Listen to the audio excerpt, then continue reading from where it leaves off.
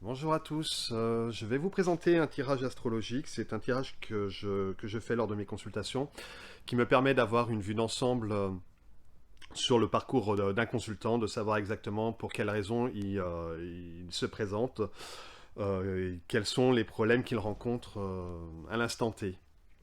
Donc le tirage en 12, vous avez ce qu'on appelle 12 maisons.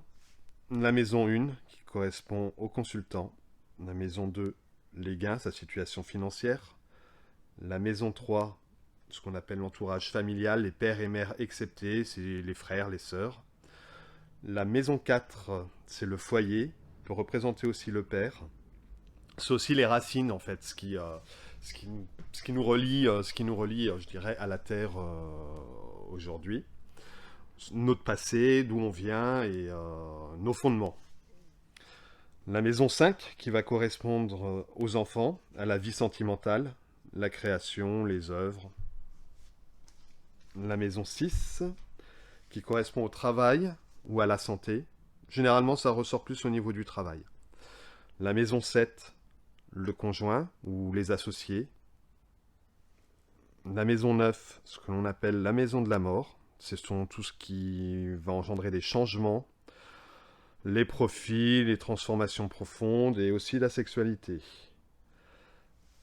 La maison 9, qui va correspondre au voyage, aux études, à la vie spirituelle aussi.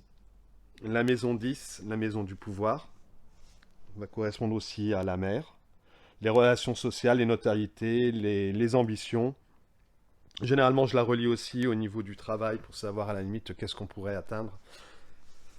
La maison 11, c'est la maison des amis, c'est l'aide que l'on peut avoir. Et la maison 12, la maison des ennemis. Alors pour commencer l'interprétation, généralement j'interprète la maison 1, la maison 8, 1, 8 et 12.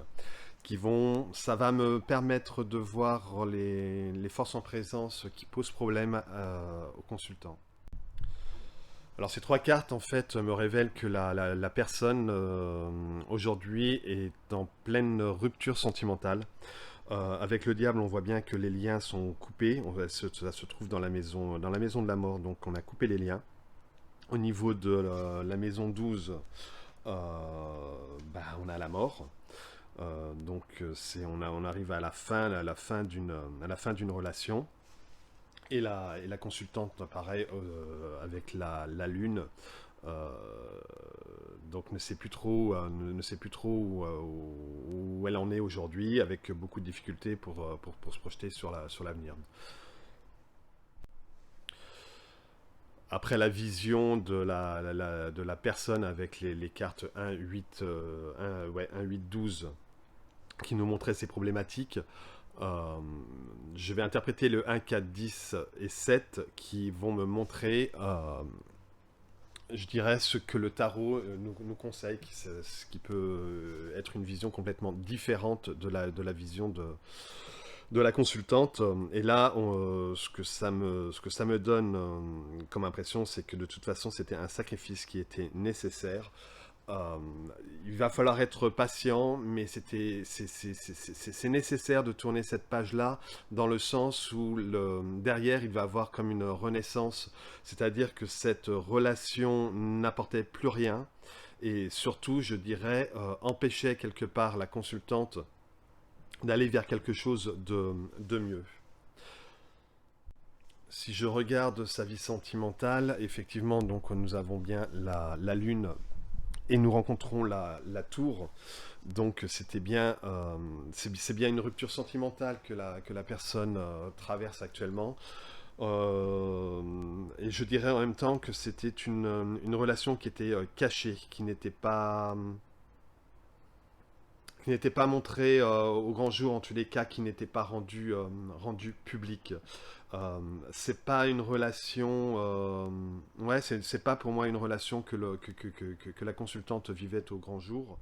Si je regarde la carte de son partenaire, donc, qui nous est montrée sous la forme du pendu, entouré du mystique et du diable. Effectivement, c'était pas une relation qui était vécue. Pour moi, c'était une personne qui sacrifiait, je dirais quelque part, la consultante. Pour moi, c'était une relation extra-conjugale pour lui. Alors que la consultante, pour moi, était quelqu'un de seul, puisqu'au niveau du foyer, la personne ressort au niveau de l'ermite. Donc pour moi, c'était une, voilà, c'était pour moi cette personne était célibataire et quelque part oui, elle y trouvait un équilibre dans cette relation, même si c'était une relation qui était cachée. Alors pourquoi son partenaire a rompu? Bah, je dirais que au niveau de son foyer, chez lui, les choses se sont sues et qu'on lui a demandé, en tous les cas, de mettre fin à cette relation. Alors du coup, bah, comment ça va évoluer au niveau de la vie sentimentale bah, de la consultante? Bah, on va regarder ça après, on va approfondir par rapport... on va poser des questions directement dessus.